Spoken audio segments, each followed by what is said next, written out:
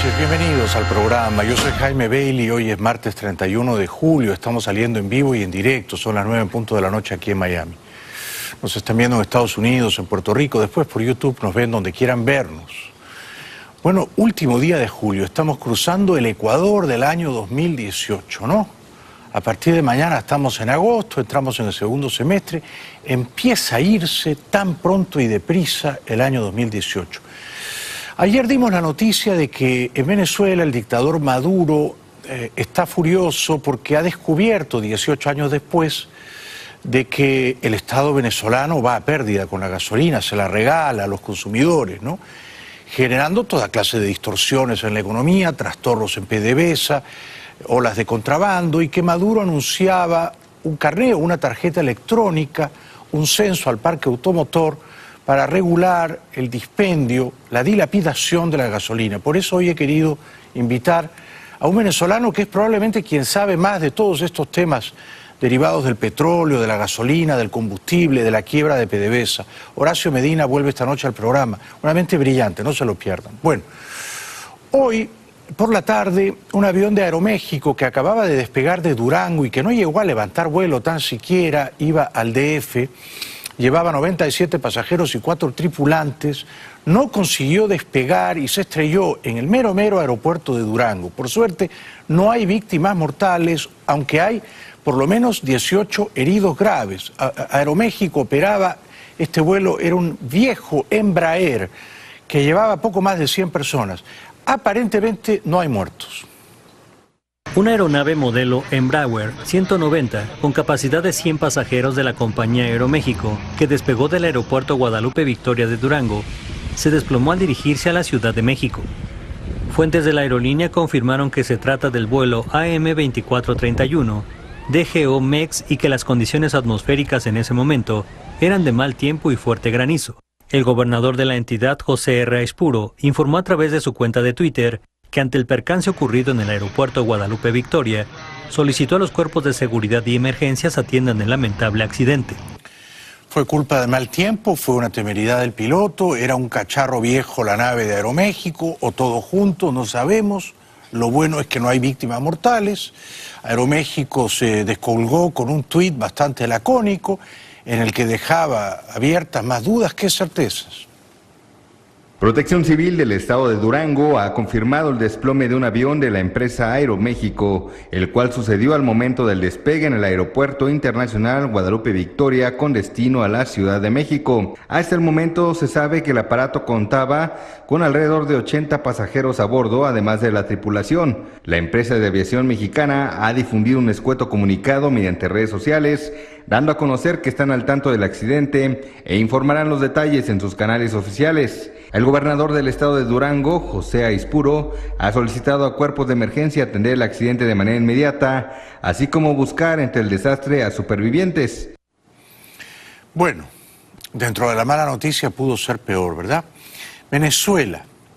El profundamente corrompido, putrefacto Estado venezolano, que todo lo quiebra, que todo lo pervierte, incluyendo por supuesto PDVSA, quiere seguir regalando la gasolina tan irresponsable y demagógicamente, pero solo a los que estén afiliados con un carné de la patria. Venezuela tiene la gasolina más barata del mundo. Con $1 se pueden pagar más de 3 millones de litros. Pero el fin de semana el presidente Nicolás Maduro anunció que regulará la venta del combustible. En las calles, la noticia fue recibida con desconcierto. Una burla para los ciudadanos. Una burla para los ciudadanos. Un país petrolero que no tenga gasolina me parece absurdo.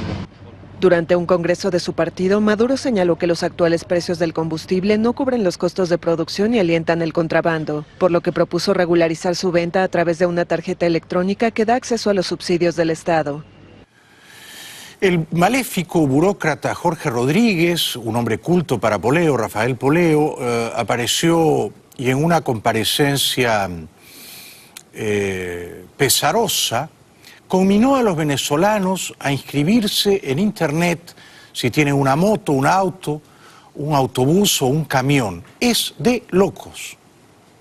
Es un nuevo sistema económico, una verdadera revolución hacia una economía verdaderamente productiva, hacia salarios dignos para todas y para todos y hacia un poderoso mecanismo de subsidios directos para lo que estamos solicitando a todo el pueblo de Venezuela que tenga propiedad de un vehículo que rellene los datos establecidos en la página patria.org.be a efectos de que tengamos un registro completo, total, actualizado del parque automotor, de transporte público, de transporte privado, de todo el pueblo de Venezuela.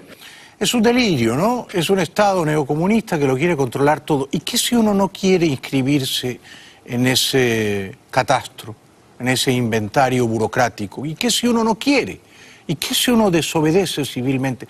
Yo a veces pienso que los venezolanos deberían declararse en masiva desobediencia civil.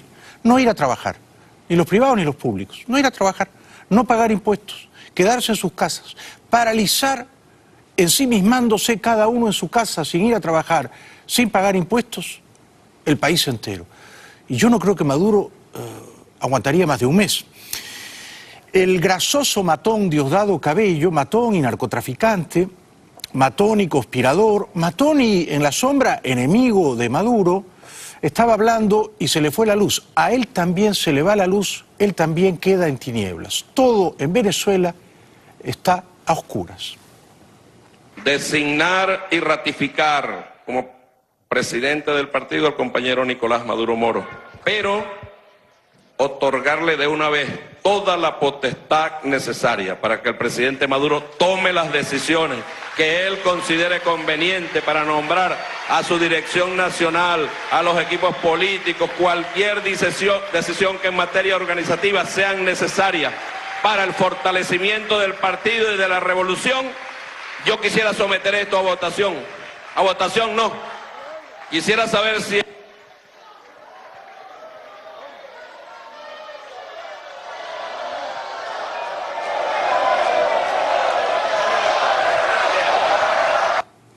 Bueno, si cuando Cabello está hablando se va la luz, si el apagón interrumpe el discurso de Cabello, ¿cómo no serán los apagones entre la gente humilde, de a pie, en sus casas, no? Increíble.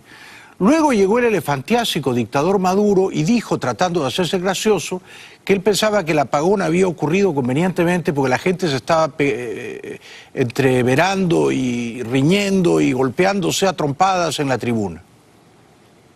Yo venía en el carro y estaba escuchando por radio y pensé que se había armado una trifulca en la tarima. En el momento de la votación se han visto casos. No es la primera vez. Y habían apagado la luz y se estaban dando, pues. Yo dije, apúrate, vamos apurando para llegar, pues. Pero afortunadamente no fue eso, sino que fue un sabotaje de la luz del Congreso.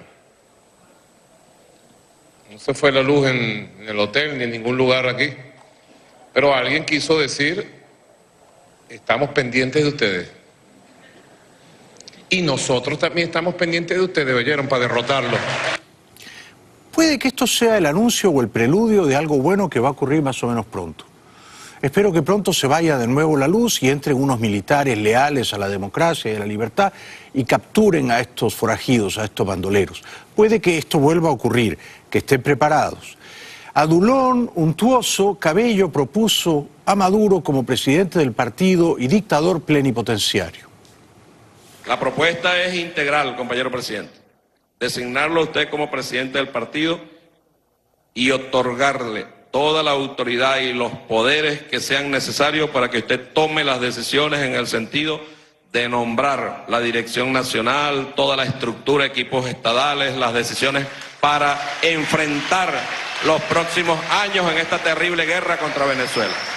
Sometí a consideración eso y la vuelvo a someter, que este pleno se manifieste en el sentido de aprobar la propuesta presentada. Recíprocamente adulón y untuoso, el dictador Maduro propone a Cabello como vicepresidente del partido. Cabello, que está acostumbrado a robar con las dos manos, acepta con las dos manos también. Por eso, en el ejercicio de mis funciones, con el mando que ustedes me han dado de acuerdo a los estatutos, yo quiero ratificar en la primera vicepresidencia del Partido Socialista Unido de Venezuela al compañero Diosdado Cabello Rondón, para que siga al frente, al mando de la Dirección Nacional del Partido Socialista Unido de Venezuela. Solo me falta preguntarle si acepta la designación. ¿Usted acepta? Querido compañero, con las dos manos, a la orden del partido. Porque con esas dos manos se roba y manda a matar, y es comprensible entonces que con dos manos acepte también seguir sirviendo a esa dictadura corrupta. Maduro está a favor del matrimonio entre personas, dice él. No dice entre personas del mismo sexo, no. Dice que está a favor del matrimonio entre personas. Que se sepa, el matrimonio ha sido siempre históricamente entre personas, pero él se considera progresista apuntándose al matrimonio entre personas. En Cuba van a hacer una reforma constitucional para legalizar el matrimonio libre. Está en la propuesta que aprobaron, el matrimonio entre personas. Matrimonio igualitario. ¿Qué les parece?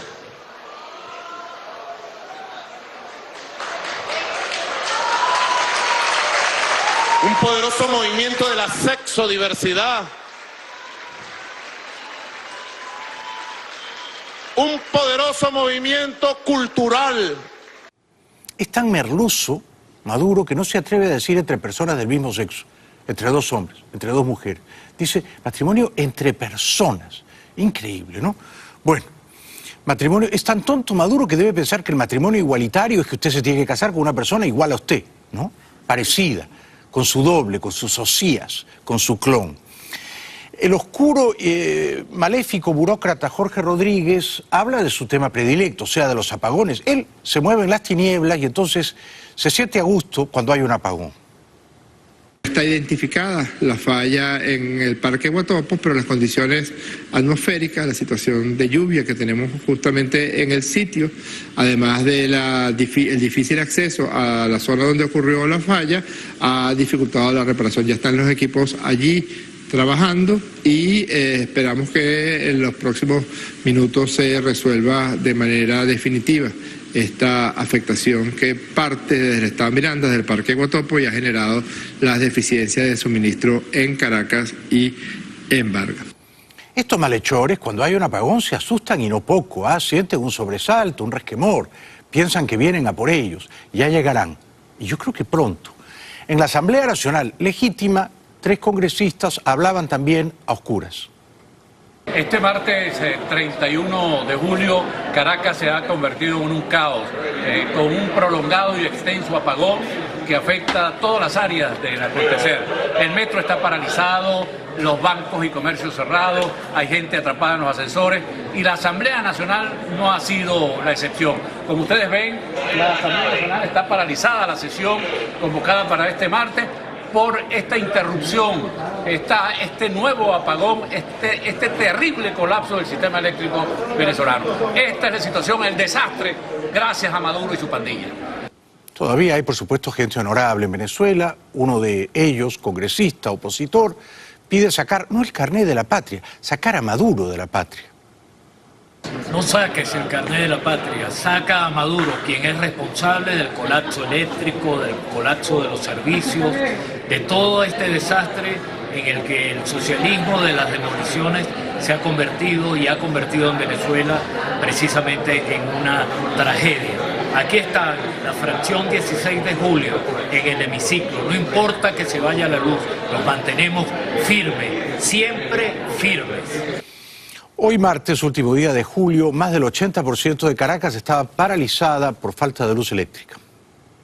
Caracas se quedó a oscuras el martes. Un masivo apagón afectó al 80% de la capital venezolana durante 3 horas. El Ministerio de Electricidad informó de una falla técnica en la estación Santa Teresa que ocasionó caos en el transporte y los servicios de comunicación. No, totalmente un caos, de toda la avenida desbordada. Las personas caminando, personas de la tercera edad que no tienen ningún medio de locomoción porque no hay ni siquiera el medio de transporte superficial, no funciona. El metro está un caos, mira cómo está la gente caminando en la calle, la gente está ahorita desesperada porque acuérdate que no hay camioneta y mientras que esté este país así, lamentablemente todo el mundo está desesperado y se tiene que ir para su casa. Temprano no puede trabajar hoy en día. El corte de luz también afectó zonas de los estados de Miranda y Vargas y durante unos 50 minutos al aeropuerto de Maiquetía que da servicio a la capital. Y si uno sale a caminar de noche por cualquier barrio de Caracas, por uno marginal o uno acomodado, se juega literalmente la vida. En los extramuros de Caracas, aparte de los apagones, tampoco hay agua potable. San Juan de los Morros está a solo 150 kilómetros al oeste de Caracas, pero en cada esquina se siente el azote de la crisis en Venezuela. La luz se va a diario, el agua llega una vez al mes y no hay efectivo. Últimamente es la luz, por ejemplo se puede ir hasta 3 veces o 4 veces en un día y bueno, últimamente ha sido momentáneamente casi media hora, 10 minutos, pero de igual manera se va. En la casa de esta maestra, la cuarta parte del salario se va comprando agua en camiones cisterna. Solo una vez al mes nos mandan a veces el agua, porque hace poco duramos 6 meses sin que nos mandaran agua y tuvimos que 6 meses comprando agua. Quienes no pueden comprarla se surten de la toma, un sistema de tuberías en el centro de la ciudad conectado a un pozo. Centenares de venezolanos en Cali, Colombia, en tránsito a Ecuador, Perú y Chile piden ayuda. Así como ellos, otros venezolanos esperan soluciones y ayudas que van llegando cada día en cajas, bolsas, desde el gobierno o voluntarios hasta esta zona en el norte de Cali que se convirtió en el refugio improvisado de los inmigrantes del vecino país que atraviesan Colombia para ir a Ecuador, Perú o Chile. Este es el panorama a orillas del río Cali hace más de un mes. Hoy son más de 400 personas allí viviendo. Tenemos que ayudarnos entre hermanos, colaborarnos. Acá entre mi esposa, entre mis cuñados, mis suegros, reunimos 300.000 pesos y entonces nosotros mismos preparamos 200 almuerzos para distribuir aquí entre todos. Aplaudo la generosidad del noble pueblo colombiano. La iglesia de Cali también colabora. Bueno, unos quieren quedarse en Cali o en general en Colombia, otros quieren seguir la travesía a Ecuador, a Perú, a Chile. Muchos de ellos hoy cantaban el himno de Venezuela. La publicidad será breve, luego todo lo último de Colombia. Uribe ha renunciado temporalmente al Senado. En una semana Santos deja de ser presidente. Hay 2 ciudadanos de Colombia que han pedido a la justicia que Santos no pueda salir de Colombia después del 7 de agosto, una vez que entregue el poder a Iván Duque. Regresamos con todo eso después de la pausa. Y luego un brillante experto venezolano en temas de petróleo y gasolina, ahora que la dictadura de ese país quiere regular burocráticamente el dispendio de la gasolina. Horacio Medina. Regresamos con todo eso después de la pausa. Bienvenidos de vuelta al programa. En un momentito voy a conversar con Horacio Medina. Ustedes ya lo conocen, Horacio, ¿no? Muy querido, muy respetado. Experto en petróleo, en gasolina, venezolano, trabajó más de 2 décadas como gerente en PDVSA. En los años, claro, en que Venezuela era todavía una democracia, ¿no? Vamos a Colombia. Santos deja el poder en una semana, el 7 de agosto. Alguna gente piensa que hay que impedir que se vaya de Colombia para que responda a la justicia. Dio una entrevista a France Press y dijo que, en su opinión, Maduro va a caer pronto. El presidente saliente de Colombia, Juan Manuel Santos, cree que la caída del régimen de Nicolás Maduro sucederá pronto. A 8 días de dejar el poder, Santos consideró que lo mejor que podría pasarles a Venezuela y a Colombia, que comparten una frontera de 2.200 kilómetros, es que Maduro caiga, ojalá de forma pacífica. La veo cerca. Un país con la inflación que tiene Venezuela, dicen que 1.000.000% el Fondo Monetario que va a llegar a eso, ese régimen se tiene que desmoronar. Santos dijo también que está a favor de que ciertas drogas se vendan legalmente, pero que si el esfuerzo se limita solo a Colombia no funcionaría. Añadió que no teme a la justicia. Bueno, ojalá se quede a vivir en Colombia y no se vaya afuera, ¿no? Santos afirma que la legalización de las drogas no es la única alternativa y que un país solo no puede ganar la guerra contra el narcotráfico. Hay que tener unos enfoques más pragmáticos en materia de salud pública, de darles alternativas a los campesinos y ser más efectivos contra las mafias y contra el lavado de activos y contra los activos que se generan de un negocio como el narcotráfico. El presidente saliente niega que tenga temor a una cacería judicial en su contra cuando deje el poder, a pesar de que su adversario Álvaro Uribe es el mentor de Duque. Santos se va con la satisfacción, según él, de haber hecho todo lo que se pudo y se permite aconsejar a Duque, su antiguo aliado, que haga lo correcto, así sea impopular. Santos tendrá que responder a la justicia, entre muchas otras cosas, por los dineros que recibió de Odebrecht. El presidente electo Iván Duque respaldó sin ambigüedades al gran Álvaro Uribe. Yo comparto esa seguridad de Iván Duque. Álvaro Uribe, presidente de Colombia, yo creo que el mejor presidente que ha tenido Colombia, por lo menos en el último medio siglo. Senador, ha dado un paso al costado. Solo los caballeros dan un paso al costado. Solo los hombres de honor renuncian, ¿no? Los dictadores, los pillarajos, los malandrines se atornillan en el poder. Acusado injustamente, porque es una patraña esa acusación, de manipular testigos y obstruir la justicia, Uribe, de nuevo, da el ejemplo. La izquierda colombiana odia a Uribe porque el pueblo colombiano ama a Uribe. Y esto último se corroboró cuando Iván Duque sacó más de 10 millones de votos siendo el candidato elegido por Uribe. La prensa colombiana, que es de izquierda, mucha de ella detesta también a Uribe y le pone toda clase de zancadillas, pero no van a conseguir nunca rebajar el profundo afecto y gratitud que el pueblo colombiano tiene por el gran Álvaro Uribe, que en esta declaración dijo que los audios que se han propalado tratando de desdorar su imagen, al contrario, ratifican su inocencia.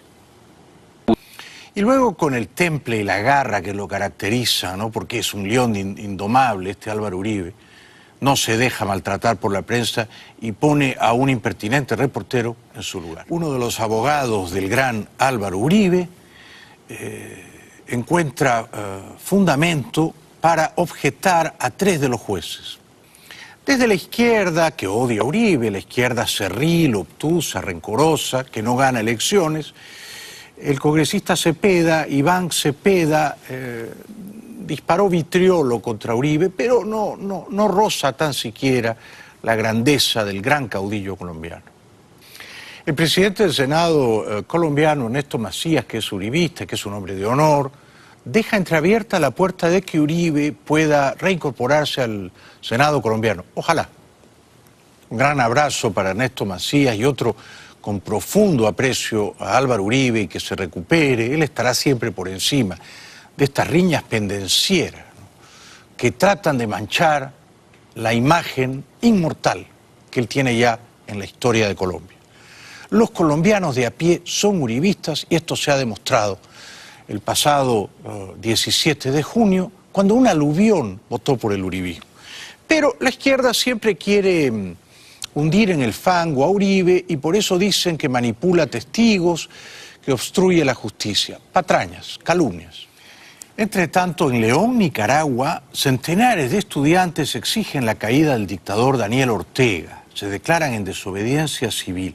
Y si en Nicaragua todos los que quieren la caída de la dictadura dejan de ir a trabajar, empleados privados, empleados públicos, nadie va a trabajar, nadie paga impuestos. Y si esto se hace también en Venezuela, tendría quizá algún efecto sísmico, tectónico, para remover del poder a esas dictaduras corruptas. Cientos de estudiantes universitarios de la ciudad de León, al oeste de Nicaragua, se declararon en desobediencia el lunes al iniciar las clases y marcharon para exigir justicia por los muertos en las manifestaciones contra el gobierno. Condenaron además el despido de al menos 80 médicos y personal de salud por haber apoyado a los heridos en las protestas. Y pues hoy se nos han informado que van a despedir a 200 docentes, de los cuales son los que nos dan las clases, ¿no? Y son los seres más, los que nos educan. Sin ellos, ¿qué vamos a hacer? Solo corruptos en la universidad no se puede. Si ponen a un ignorante a darle clase a un grupo de personas, solo van a sacar ignorantes de ahí. Eso es lo que no queremos. Cuánta razón tiene esa chica, ¿no? Bueno, llegan más o menos 400, 500 nicaragüenses todos los días a Costa Rica. Todos los días. 3.000 por semana huyen de la dictadura genocida de Ortega y Murillo. Publicidad será breve, luego voy a conversar con Horacio Medina, venezolano, experto en petróleo, exgerente de PDVSA, una mente brillante. También con Alejandro Cardona, colombiano, financista, creador del seminario Creando Riqueza. Regresamos con todo eso después de la pausa. Bienvenidos de vuelta, regresa esta noche al programa, qué suerte la mía, Horacio Medina. Horacio fue más de 2 décadas alto gerente de PDVSA, es un experto en temas de petróleo, y es un consultor muy respetado. Bienvenido, gracias por estar aquí. Gracias a ti, Jaime, un privilegio estar acá de nuevo. Muchas gracias, Horacio, gracias. Bueno, ayer lunes vi al dictador Maduro anunciando que, primero reconociendo que han fracasado, que han fallado, luego anunciando que van a regular la venta de la gasolina, ¿no? Pidiendo que la gente saque un carné de la patria, una tarjeta electrónica para poder seguir recibiendo la gasolina que virtualmente regala y regala a pérdida el Estado venezolano. ¿Por qué? ¿A qué lo atribuyes? Bueno, creo que habría que, con relación al precio de la gasolina, habría que remontarse a los años 80, que es cuando realmente comienza ese sistema perverso, producto del populismo, que ha estado en el poder en Venezuela por mucho tiempo. Lo que pasa es que con Chávez se exacerbó ese populismo. De subsidiar el precio de la gasolina. ¿Quién comenzó subsidiando? Mira, eso comienza a finales del gobierno de Carlos Andrés Pérez, del primer gobierno de Carlos Andrés Pérez, después con el gobierno de Luis Herrera, Jaime Lucinchi, y cuando Carlos Andrés Pérez llega en su segundo gobierno, que aumenta 10 céntimos el precio de la gasolina, estalla el Caracazo y todas estas cosas, ¿no? Y de ahí en adelante el temor fue increíble. Nadie toca el subsidio. Nadie toca eso. Fíjate que se presentó una gran oportunidad cuando Chávez gana, porque gana en el 98, había una propuesta, aprovechando en ese momento que la gasolina iba a ser toda gasolina sin plomo, decir, bueno, la gasolina de bajo octanaje la dejamos al precio y la gasolina de alto octanaje, que es sin plomo, vamos a aumentarla para comenzar en el camino de ir sincerando los precios de la gasolina. Al menos que los ricos paguen el precio justo de la gasolina. Que es lo que en definitiva pasa hoy en día. Y Chávez no lo hizo. No, al contrario, dijo, eso es intocable. Subsidio para todos. Para todo. Y entonces regalamos la gasolina a todos. Porque la mentalidad era el rentismo absoluto. La gente siempre dice que se procuraba la toma de PDVSA. Yo creo que a él le importaba nada PDVSA. A él le importaba la renta que se generaba en PDVSA. Claro. Y esa es la mentalidad que tenía. Ahora bien, la gasolina, ciertamente, esto es algo que mucha gente quizás no lo comprenda, pero es que la gasolina en Venezuela es más barato para el concesionario y para PDVSA regalarla que poner a alguien a venderla. Eso es increíble. Es increíble. ¿Cuánto cuesta la gasolina en una estación de Caracas? Bueno, no sé cuánto. Ahora con los 5 ceros estos que quitaron ahora yo no tengo idea. ¿En dólares? Mira, el dólar tienes entonces el gran problema de decir ¿a cuál dólar lo tomamos? Al dólar real de la calle. Al dólar paralelo de 4.350.000 o 4.35 como ahora sin 5 ceros. Entonces en eso estaríamos hablando de 0,003, 0,004 dólares, o sea, céntimos por el litro. Increíble. Y en el otro lado por el litro. Claro. O sea, un litro de gasolina vale la cuarta parte de un penny. Exactamente, tal cual. Un centavo de dólar, un penny, no. Con ese penny compras 4 litros. 4 litros de gasolina. Con un penny compras 4 litros. Y en el otro lado de la frontera, en Colombia, tú tienes el galón, más o menos, para ponerlo a 2.50, 2.45 dólares. El galón. Entonces eso te pone como... el precio real. El precio real. Sí. Entonces, ¿cómo detienes tú el contrabando? Claro. O sea, es absolutamente imposible. A un lado, con un centavo de dólar compras 4 litros y al otro lado, el galón te cuesta $2.50. Bueno. Sí, así es. ¿Cuánto cuesta aquí el litro? Aquí en los Estados Unidos, bueno, tú lo ves, hoy estamos pagando 2.70. Sí. 2.70 el galón. ¿Más que en Cúcuta, Colombia?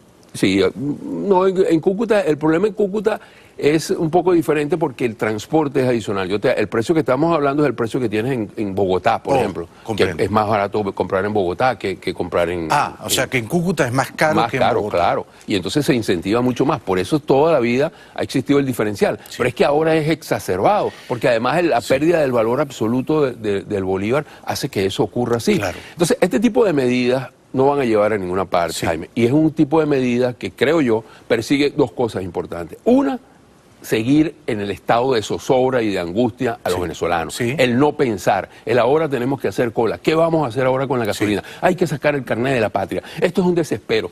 Y por el otro lado, existe la realidad, el colapso absoluto de PDVSA. PDVSA, lo que ha ocurrido con PDVSA, tú puedes definirlo como el saqueo más grande en la historia de la humanidad. Y no estoy exagerando. Es el saqueo que ocurre en el siglo XXI. Jaime, ¿Cuántos billones de dólares se han robado en PDVSA? Calcula. Bueno, si tú me apuras un poco... ¿200 billones de dólares? No, eso es lo que no se conoce. Jaime, hace 3 años hicimos un ejercicio, más o menos unos 120 profesionales, y nosotros llegamos a la conclusión de que había 300.000 millones de dólares de destino desconocido. Bueno, porque hay una cantidad similar que sí tiene un destino conocido, que sabe lo que ha ocurrido, que se ha repartido hacia Cuba, hacia Nicaragua, hacia Bolivia. Yo dije 200 billones, son 300 billones que se han perdido.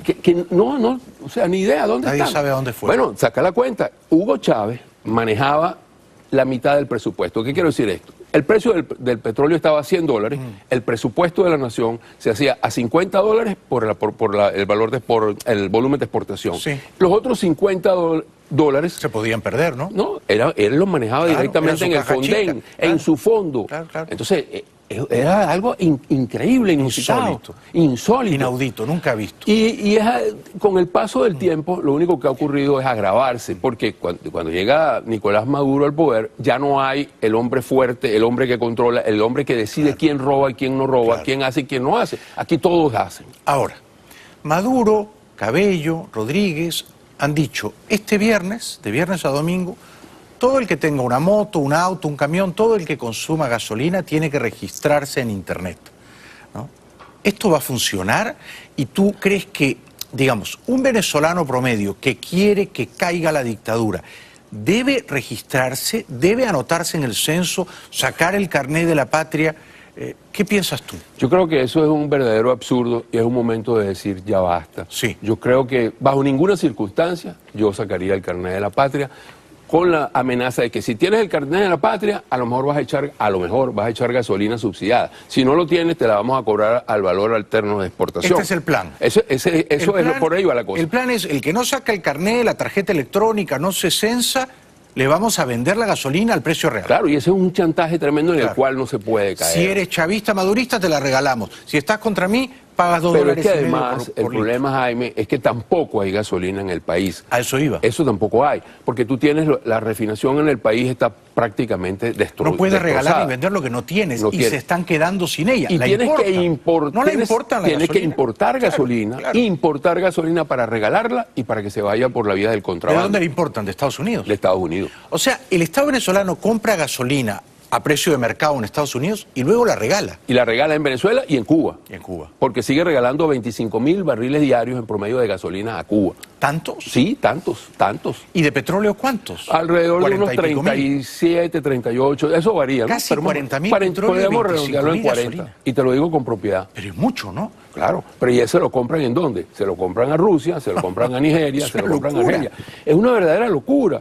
Pero eso es lo que ha significado. Pero entonces Maduro compra gasolina en Estados Unidos para regalársela a sus súbditos registrados con el carnet de la patria y compra gasolina en otros mercados para regalársela a Raúl Castro. A Raúl Castro y para regalársela además al sector militar venezolano, quien tiene el control del contrabando. Tanto en la frontera con Colombia, con Brasil, con Guyana, también en el mar. Porque otra cosa que te quiero decir, hay una gran cantidad de pescadores que no viven de la pesca, viven de llenar esos grandes barcos de diésel y trasegarlos cerca de Panamá. Claro, y es así, eso le da yo haría lo mismo si fuera pescador. Pues claro, pero es que eso es lo que está ocurriendo. El Estado estimula la corrupción, te invita a robarle. Yo creo definitivamente que estamos frente al verdadero colapso de la industria petrolera, del sector eléctrico nacional, de la hidro... Pero tú has postulado una idea fundamental que yo quiero rescatar, querido Horacio. Este es el momento de cruzar la línea en la arena y decir, no saco el carnet de la patria, no me inscribo en el censo en Internet. De ninguna manera. Si yo quiero que caiga Maduro, esta es mi manera de protestar. Y es que hay que hacerlo, porque es que además a mí me resulta indignante lo que yo he visto con la cantidad de venezolanos que mueren por la falta de medicina. Es indignante cuando uno ve señoras como una señora creo que se llama Marta Salazar, que enseñó un seno con cáncer y que tuvo que ser rescatada y atendida en Colombia. Es indignante que un señor diga que él heredó a un señor que se murió las medicinas de Parkinson y por eso él vive. Y entonces, ¿hasta cuándo vamos a permitir esto? Si un venezolano quiere la caída de Maduro y está viviendo en tu país, en Venezuela, y sin embargo saca el carnet de la patria, ¿eso es una traición a sus ideales? Yo creo que sí. Yo creo que en este momento yo he venido evolucionando en ese sentido porque yo creo que no hay ninguna salida posible electoral. No, he llegado a la convicción absoluta de que en Venezuela no hay ni salida electoral ni posibilidad de diálogo. En Venezuela tiene que haber una sublevación popular y un apoyo militar. Y ojo, que además no estoy hablando tampoco de una intervención militar extranjera, pero sí yo creo que tiene que haber una intervención humanitaria, porque lo que está ocurriendo es realmente un genocidio.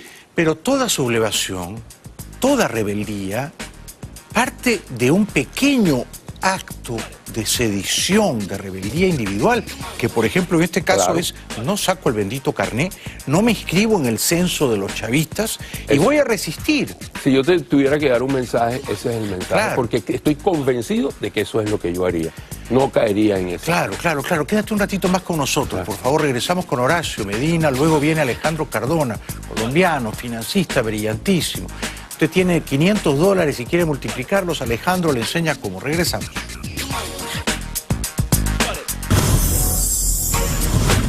Estoy conversando con el consultor venezolano, experto en petróleo, ex gerente de PDVSA en los 80s y 90s, Horacio Medina. Luego viene el financista colombiano Alejandro Cardona, brillantísimo él. Horacio, ¿tú crees que Maduro va a caer este año? Me llegan rumores persistentes de que se está creando el clima propicio para una tormenta perfecta en Venezuela. ¿Qué sabes? Bueno, yo creo que mucho va a depender de cómo los venezolanos aborden, por ejemplo, la situación del carnet de la patria, todos esos apagones. Yo creo que eso va a depender mucho y nos va a dar una indicación. De cada uno, ¿no? De cada uno. O sea, yo no creo que cada ciudadano tiene una cuota Yo creo de poder, que aquí ningún ciudadano tiene que esperar porque ningún líder le dé ninguna instrucción. Exacto. La instrucción tiene que venir de uno. De uno. Y yo me niego absolutamente a sacar el carnet de la patria. Pero y cuando voy a echar gasolina, quiero echar gasolina. Claro. Y si no echo gasolina, obligo a que me echen. Porque es que tiene que ser de esa manera. Sí. Esa es la forma de expresar la desobediencia civil ante una atrocidad que empoderarte como ciudadano. Eso es. Entonces, no esperar que venga un líder opositor yo no creo que o un presidente extranjero a resolver tu problema. No. Todos los ciudadanos juntos tienen un poder capaz de derribar a la dictadura, pero hay que usarlo. Hay que usarlo. Yo me opongo y me niego a sacar el carnet de la patria. Cada venezolano que tome esa posición es una posición de avance por la salida de Maduro. Y bien eso que dijo el diputado, no logré identificar quién, no hay que sacar el carnet de la patria, hay que sacar a Maduro de la patria. Ese es el objetivo, no puede ser otro. Sí. Aquí no hay tiempo que perder.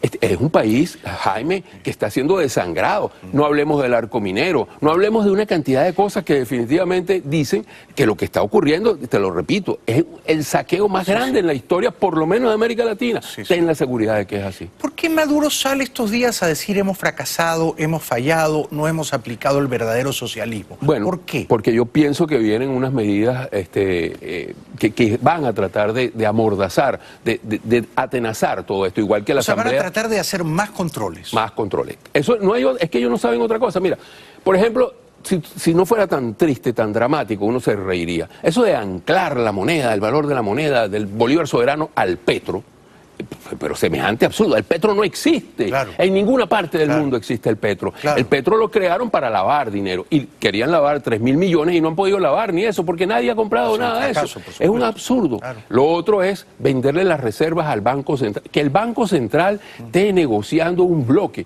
¿Sabes cuál es el valor de ese bloque hoy en día? Cero. ¿Sabes por qué cero? Porque no produce ni un barril. Claro. Y hasta que no produzcas un barril, eso no vale. Claro. Entonces, son una medida tras otra llenas de absurdo. Pero son profundamente estúpidos, ¿no? Porque hemos conocido... mediocres hemos conocido regímenes comunistas que han entendido que para preservar el control político tienes que liberar un poco la economía, ¿no? Bueno, lo hemos visto, ¿no? Lo hemos visto, claro. Los chinos, lo ha hecho Vietnam. No, China lo hace maravillosamente en ese sentido, ¿no? Ellos te dicen, acá no está en juego el poder político, pero viva el libre comercio, viva la globalización, y viva el mercado y bienvenida a las inversiones. Tal cual. Pero es todo lo contrario. Es porque es que lo que son unos trogloditas, todos son unos mediocres, unas mentes mediocres. O sea, tú ves ahora a Elías Agua, que es el ministro, yo creo que es el peor ministro de la educación en la historia de Venezuela, sin duda alguna. Porque es un tarado. Entonces ahora él dice, puede ser ministro de educación. Bueno, era el jefe de los encapuchados en la Universidad Central de Venezuela. Claro. Entonces este caballero dice que, que sí, que profesores se están yendo. Entonces, él ahora acaba de descubrir eso. Así como Maduro descubrió que la gasolina da pérdida. Exacto. Se lo descubrió ahorita este año. 18 años después, ¿no, Horacio? Por el amor a Cristo. Claro. Te repito, tiene mucho más tiempo atrás que se venía subsidiando. Sí. Pero la oportunidad de oro la tuvo Chávez para poder comenzar el camino de la sinceración de esos precios. Entonces, es interesante lo que ha dicho Horacio. Si usted quiere tumbarse a Maduro, no saque el carnet de la patria. Empiece por ahí. No condescienda, no se rebaje moralmente, no pacte con la dictadura. Ni carnet, ni tarjeta electrónica, ni censo. Y si para eso tiene que andar y salir a caminar y no usar el auto y no consumir gasolina, pero hace falta ponerse de pie. Absolutamente. Yo creo que este es el momento esperado, el momento oportuno. Y lo que ocurra, te digo, me va a dar, por lo menos en lo personal, creo que me va a dar una orientación de eso, sobre tu pregunta, que no pretendo evadirla, solo que no tengo una respuesta contundente. Pero creo que si la decisión es oponerse seriamente a eso y protestar seriamente por lo otro, el liderazgo político además no va a tener otra opción sino apoyar esa iniciativa ciudadana. Bueno, Venezuela, según el Fondo Monetario, está en 1.000.000% de inflación ya, ¿no? Bueno, es que yo no sé cuánto es 1.000.000% de inflación. A mí me cuesta mucho trabajo entender eso, ¿no? Yo también pensaba lo mismo. Digamos, si un yogur cuesta $1 el 1 de enero, ¿cuánto cuesta el 1 de enero del próximo año? Sí, o sea, me cuesta mucho trabajo, locura, en verdad. Sí. Yo jamás lo había pensado. Pero lo que sí es cierto es que cuando hoy tú tienes, por ejemplo, el precio del dólar paralelo está a 4.35, porque ahora estamos hablando de dólar soberano, pero que ya le habían quitado unos cuantos ceros y Chávez le había quitado otros ceros. En realidad son 4.350.000. Wow, pero es que es más, porque Chávez le había quitado 3 ceros ya a eso. Entonces, cuando tú sacas esa cuenta, tú te pierdes. Ya nadie sabe cuánto cuesta. Claro. Es definitivamente algo que no puede tener continuidad. Pero da ingenuidad la pregunta, ¿no? Pero un general venezolano, un coronel venezolano, un alto mando militar, ¿paga por la gasolina o se la regalan toda? Bueno, yo creo que deben de tener sus propias gasolineras. Claro, es que, pero si ellos son los que hacen el contrabando, Jaime, eso no le cae a ninguna duda a nadie. Sí. Eso está muy claro. Todos esos camiones, llamados en Venezuela gandolas, que pasan a través de la frontera, no pueden pasar sin que ningún guardia nacional lo pueda ver. Obviamente pasan con el permiso, con la autorización, y eso es así. O sea, el contrabandista que se lleva la gasolina a Colombia paga un peaje. Pero es que no es un contrabandista, es una banda que controla el sector militar, que contrabandea eso y que tiene en el otro lado contacto. Y muchos de esos ellos mismos son los contrabandistas. Pero no hay ninguna duda de eso. Claro. Y el general Quevedo, que está en PDVSA, sabe mucho de eso, porque él es un experto en cuestiones de aduana. Él trabajó toda su vida en eso. Por lo cual, comercian ilegalmente con drogas, se coluden con los narcos, pero también ellos mismos... Bueno, la gasolina es un factor importante para hacer cocaína, necesitas gasolina, ¿no? Just in case. Entonces, si te la regalan en Venezuela, ¿para qué la vas a comprar en Colombia? Claro. Y la llevan masivamente a Colombia. A Colombia, pero también sale por Brasil y por Guyana. Y como te digo, a las islas del Caribe, en alta mar hay... Y la venden a precio de mercado en todos esos países. Efectivamente. Con lo cual obtienen pingües ganancias. Pero, increíble. Si con un penny, con un centavo, compras 4 litros, luego esos 4 litros los vendes, son $10, ¿o no? De una vez. Y dólares y ya, quedas limpio. Un penny y ganas $10. $10. Por cada 4 y además que ni siquiera hiciste ningún esfuerzo para el penny. No, porque, o sea, de cero te ganas 10. Probablemente no tienes ni que pagar el penny. Ni que pagar el penny. Eso es correcto. A eso hemos llegado, ¿no? Sí, pero es que, bueno, Jaime, en Venezuela yo no creo que hay ninguna solución política. Tiene que haber una solución al crimen organizado, porque lo que existe en Venezuela es el crimen organizado instaurado en el poder. Esa es la verdad. Y si, como bien dices, Venezuela está gobernada por una banda de criminales, ¿no se justificaría, criminales que además comercian ilegalmente con drogas a nivel internacional, ¿no? ¿No se justificaría que el FBI o que el Departamento de Justicia de este país hagan algo al respecto?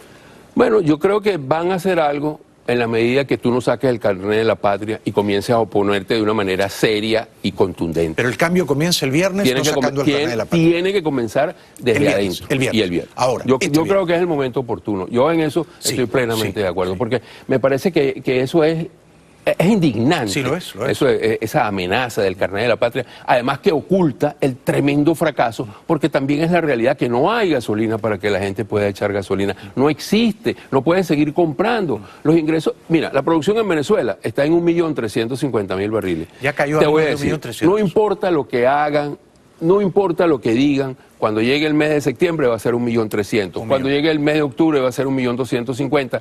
Y si seguimos así, y si Maduro sigue en el poder, el año que viene, Colombia va a producir más crudo que Venezuela. Ten la plena seguridad. El próximo año Colombia produce más crudo que Venezuela. A mediados de año se van a cruzar. O sea, ahora están produciendo 1.300.000 barriles y antes se producían 4,5 millones. No, antes producíamos 3.480.000 barriles cuando llegó Chávez al poder. 3.480.000. O sea, hemos perdido 2 millones, más de 2 millones de barriles. Claro, 2 millones. Claro. ¿Okay? Entonces, es realmente impresionante. Y lo más terrible es que de esos 3.480.000, PDVSA producía 2.850.000. PDVSA con su propio esfuerzo. Sí, sí. Hoy PDVSA con su propio esfuerzo produce 400.000 barriles por día. 400 del 1.300.000. Entonces, 400, menos de la tercera parte, ¿no? Menos de la tercera Las empresas mixtas es lo único que está parte. Y produciendo. no son capaces de refinar el petróleo y convertirlo en gasolina. Tienen que comprarlo afuera. Pero primero, no hay crudo para llenar la refinería. Y segundo, las refinerías están siendo hasta desmanteladas, como ocurre con la refinería del Palito. Y no exploran nada, me imagino, ¿no? Bueno, tienen 18 años sin explorar, Jaime. Claro. Un país petrolero que no explora está condenado a desaparecer. No hay, a dilapidar su reserva. Bueno, y esa fue la primera medida que tomó, por cierto, Eli Rodríguez Araque, el comandante Fausto, cuando era ministro. Gracias de corazón. Siempre tu intervención es profundamente esclarecedora y luminosa. Ojalá muchos venezolanos te escuchen y no pacten con la dictadura, no saquen el carnet de la patria, no vendan su lealtad, no pacten su independencia por un litro de gasolina. Hay que tumbar a Maduro y la primera decisión es no sacar el carnet de la patria. Gracias, querido Horacio Medina. A ti, Jaime. Te respeto y te admiro tanto. Igual. Vuelve pronto. Regresamos después de la pausa con el brillante financista colombiano Alejandro Cardona. Si usted tiene 200, 300 dólares y quiere convertirlos en 1.000, él sabe cómo. Ya volvemos. Bienvenidos de vuelta. El magnate mexicano Carlos Slim, uno de los hombres más ricos del mundo, yo lo conocí alguna vez en Panamá y he volado en uno de sus aviones, aunque él no estaba presente en ese vuelo, porque no tiene uno sino varios aviones privados y es particularmente generoso en apoyar causas filantrópicas. Carlos Slim ha dicho una verdad del tamaño de una catedral, y es que el muro en la frontera entre Estados Unidos y México no serviría para disuadir la inmigración indocumentada. Lo que hay que hacer es promover la inversión y el empleo en México para que los mexicanos tengan suficientes oportunidades de progresar en su país de origen y no quieran venir aquí a los Estados Unidos. Este es un hombre, Slim, Carlos Slim, de origen libanés, por cierto, que está sentado sobre 50 o 60 billones de dólares. Es uno de los hombres más ricos del mundo, sabe cómo crear riqueza. Ojalá que el presidente electo de México, López Obrador, lo escuche. Escuche a gente como Slim, como Emilio Azcárraga, y no tanto a gente que lo quiere conducir por el camino extraviado de la izquierda populista y autoritaria, del chavismo, ¿no? En Washington, el expresidente Obama y el ex vicepresidente Biden se encontraron y fueron a tomar un café. Esto es algo que ocurre en los países más civilizados. Los políticos, cuando dejan el poder, vuelven a ser ciudadanos. Y cuando son ciudadanos, caminan tranquilamente por las calles, sin grandes custodios ni guardaespaldas, y van a tomar un café como usted y yo iríamos a tomar un café.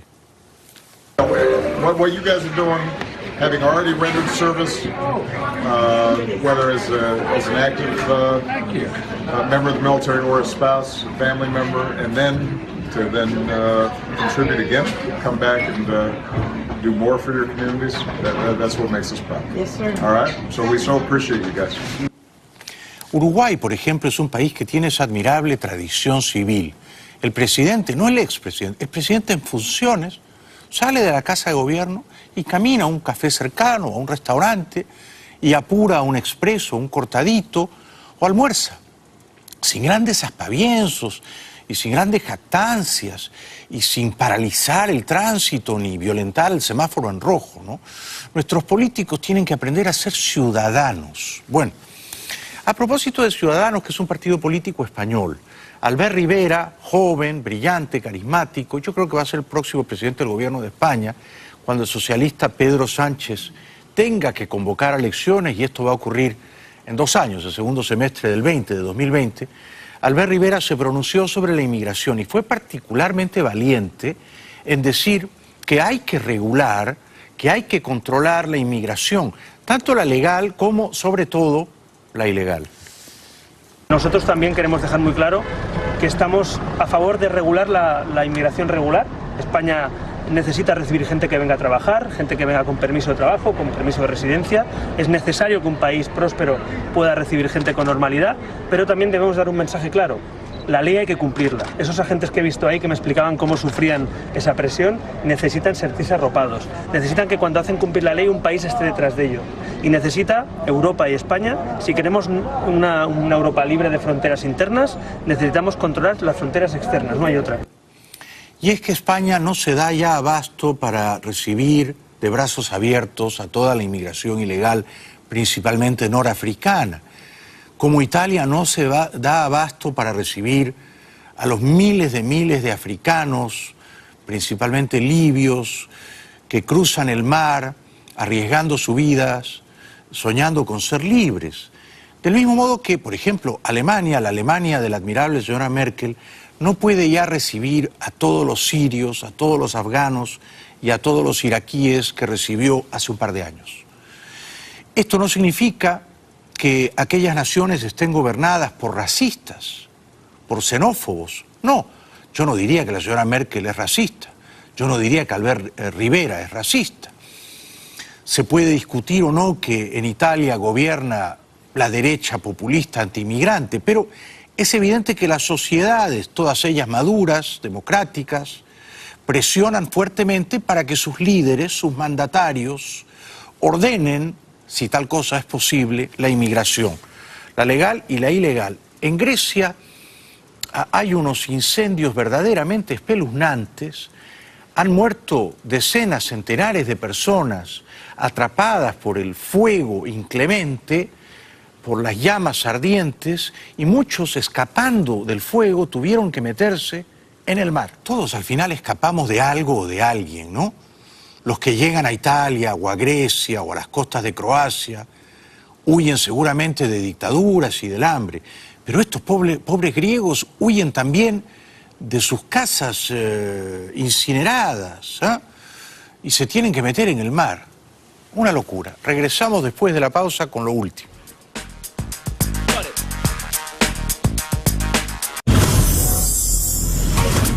Bueno, estoy feliz de anunciarles que mañana, miércoles, viene el congresista peruano Víctor Andrés García Belaúnde. Víctor Andrés García Belaúnde ha sido diputado y es congresista hace bastantes años y es probablemente el congresista más inteligente que tiene el Perú. Más inteligente y el más honorable también. Un político de verdad admirable.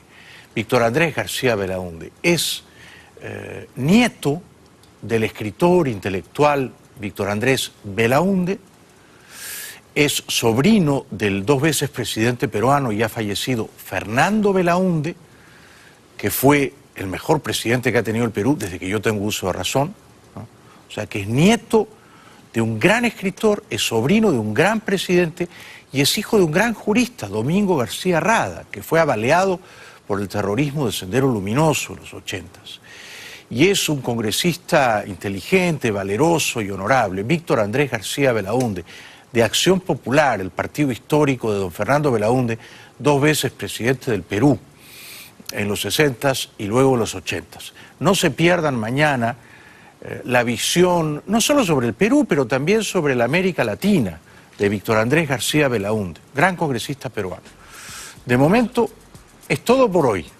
Mañana, 9 en punto de la noche, nos encontramos aquí, en esta conspiración que nos hermana a ustedes y a mí, en Mega TV. Gracias, buenas noches, hasta mañana.